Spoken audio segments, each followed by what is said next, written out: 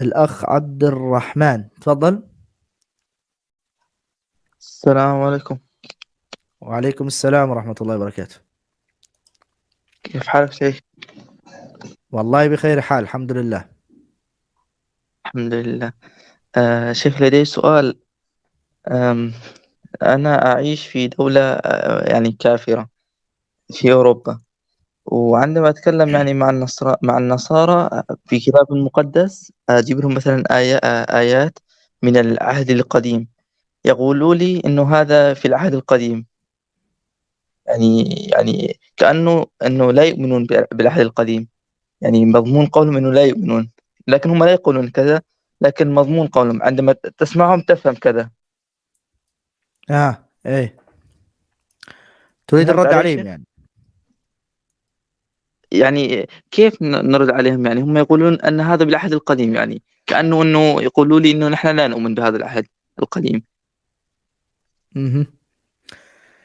شوف يا أخي الكريم، أولا أنا أعتبر إنكار النصارى للعهد القديم انتصار عظيم لنا، انتصار للمسلمين المحاورين. لماذا؟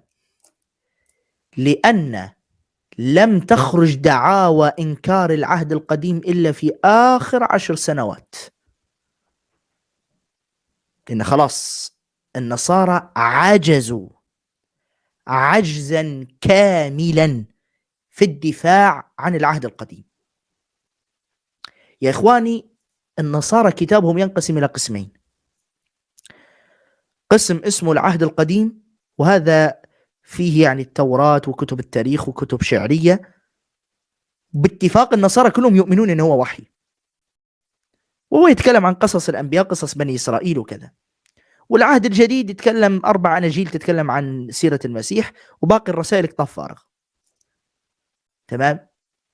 بهذا الشكل، يعني هذا هو يعني ملخص كتابهم. الأمور الأخرى تسمى غير ال4 أناجيل، يعني تسمى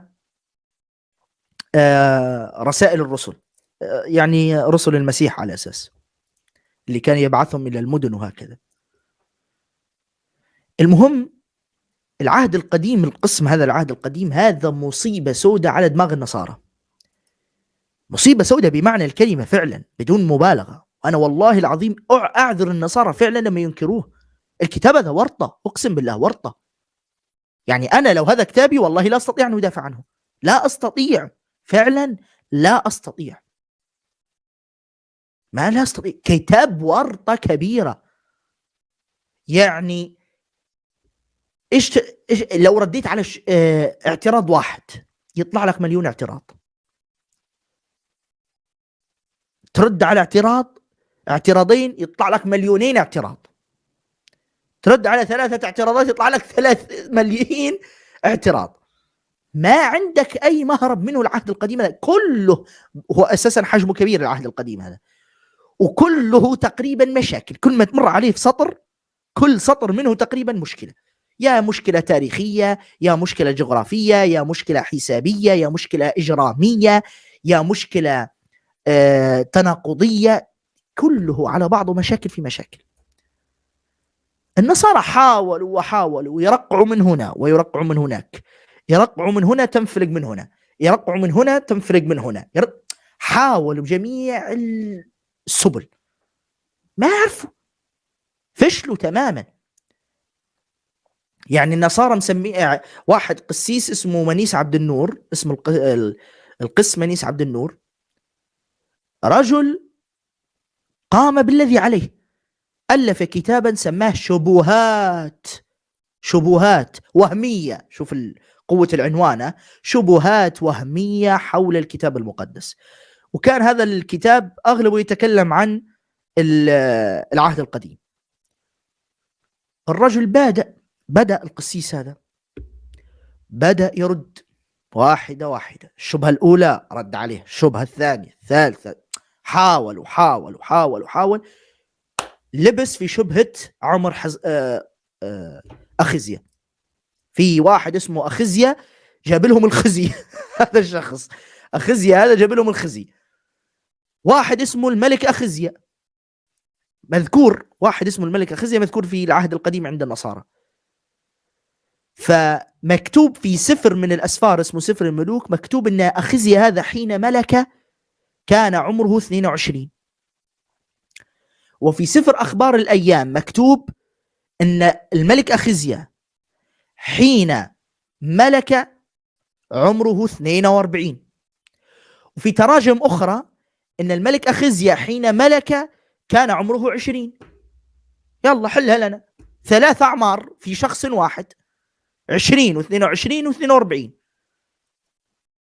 لا هنا القسم أنيس عبد النور قالوا ستوب، معلش يا جدعان، أيوة احنا بنعمل اللي علينا وبنرد وبنحاول، بس ايه، هو احنا مش بشر؟ هو كله ضرب ما فيش شتيمة ولا ايه؟ وتوقف إلى هنا وخلاص. قال معلش، هنا في غلطة ناسخ، غلطة، الناسخ اللي كان بينسخ غلط، فكتب بدل ما يكتب 22 كتب 42. طبعا هو تجاهل موضوع رقم 20، فركز على 22 وعلى 42. فقال لا، العمر الصحيح 22، أما 42 هذه غلطة من الناسخ.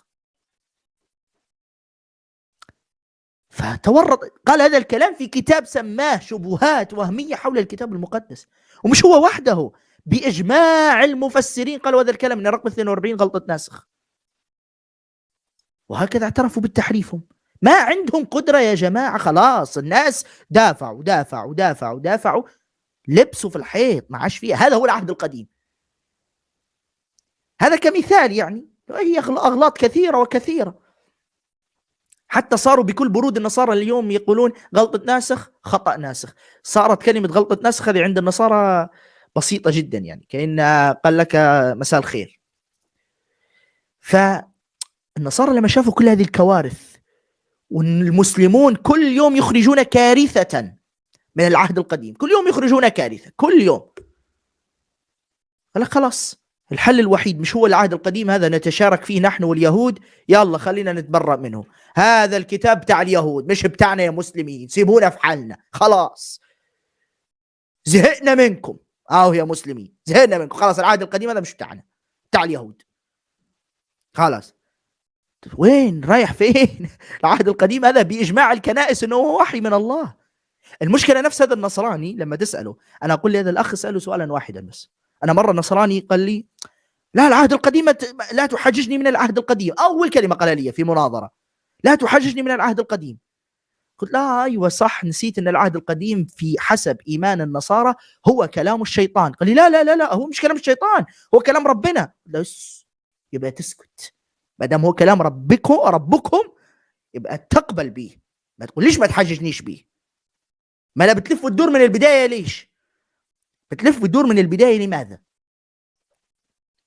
يعني هو عارف انه كلام الله حسب عقيدتهم، ليش تتبرأ منه؟ عشان ما تحججش به. لان عارف النصراني والله اعتى نصراني ما هو قادر على الدفاع على العهد القديم ولا يصمد في الدفاع عنه لمدة ساعة، ما فيش ورطة.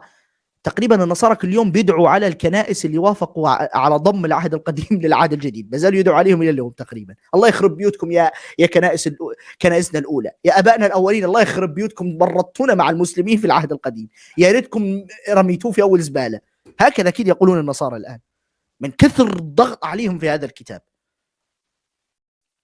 فالنصراني لما يقول لك لا تحاججني من العهد القديم، أقسم بالله، وهذا قسم وحسب عليه أمام الله عز وجل، أنه عرف نفسه لا يستطيع الدفاع عنه.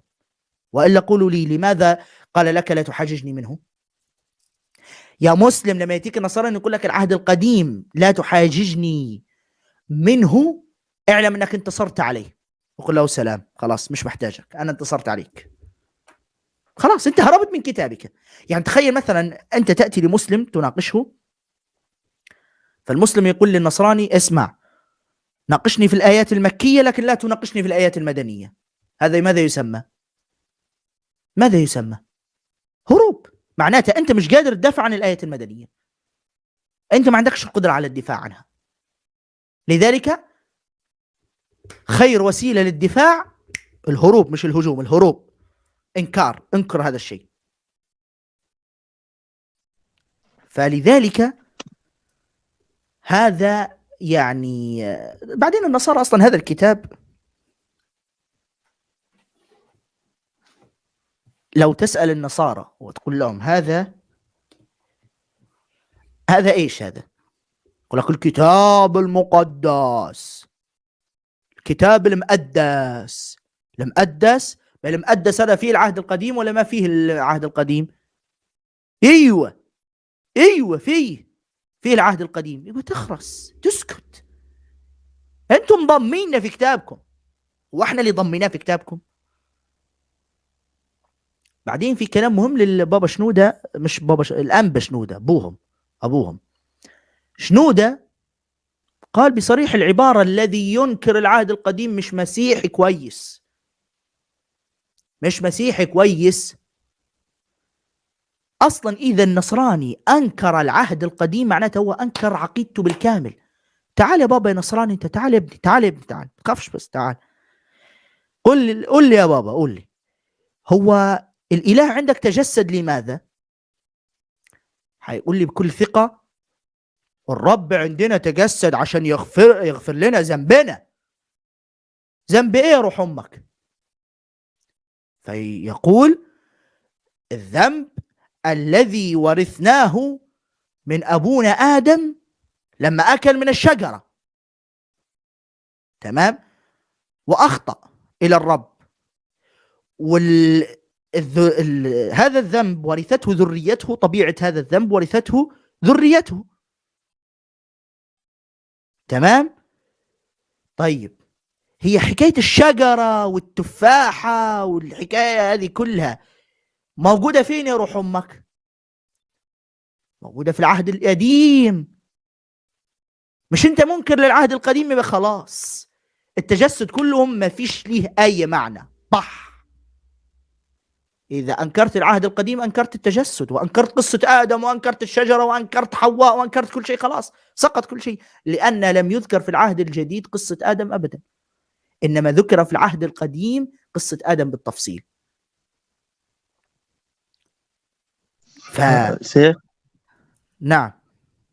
أنا سألت أيضا آنست يعني نصرانية، قالت لي إنه مثلا عيسى عليه السلام مات من أجل أن يغفر خطايانا. أنا سألت سؤال يعني قلت له البشر الذين عاشوا قبل عيسى هل غفر لهم؟ يعني اللي عاشوا قبل عيسى هل غفر لهم؟ قالت لي نعم. قلت له أيضا لا نحتاج إلى أن المسيح عيسى عليه السلام أن يموت على الصليب. إذا الناس اللي قبله غفر لهم، لماذا يموت يعني على الصليب وهكذا؟ هي إيش كنيستها بروتستانتية هي؟ والله هم أرثوذكس، الله أعلم. لا لو أرثوذكس معناتها هي مخالفة يعني هم للكتاب. شيخ هم من الغرب، يعني النمسا هاي بحد ألمانيا. هي على كل حال الأرثوذكس عندهم عقيدة غريبة في هذا الموضوع. يقول لك الناس الذين ماتوا قبل حادثة الصلب المكذوبة المزعومة، الناس اللي ماتوا قبل حادثة الصلب المكذوبة المزعومة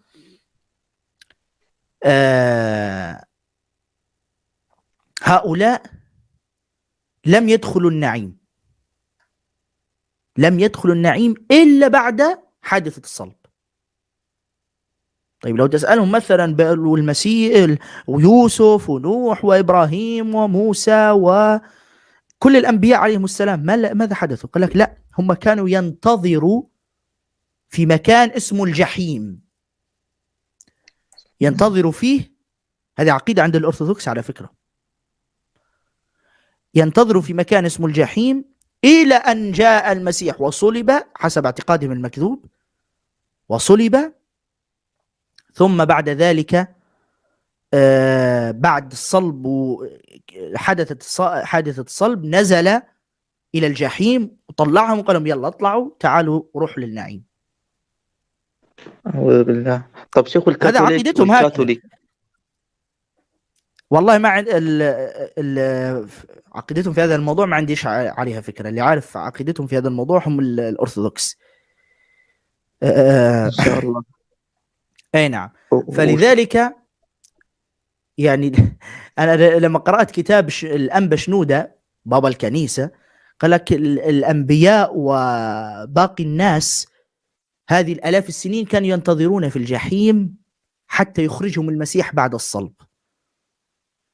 كانوا ينتظروا، محسسني يعني، ما هي كلمه ينتظروا هذه محسسني انه هم يعني باقين في فندق 5 نجوم، يعني ينتظروا. انتظروا ايه يا بابا؟ جحيم هذا. طبعا هم عندهم الجحيم على اساس سجن يعني وكذا، مع ان الجحيم هي النار، ما فيش يعني لها معنى اخر. بارك الله فيك.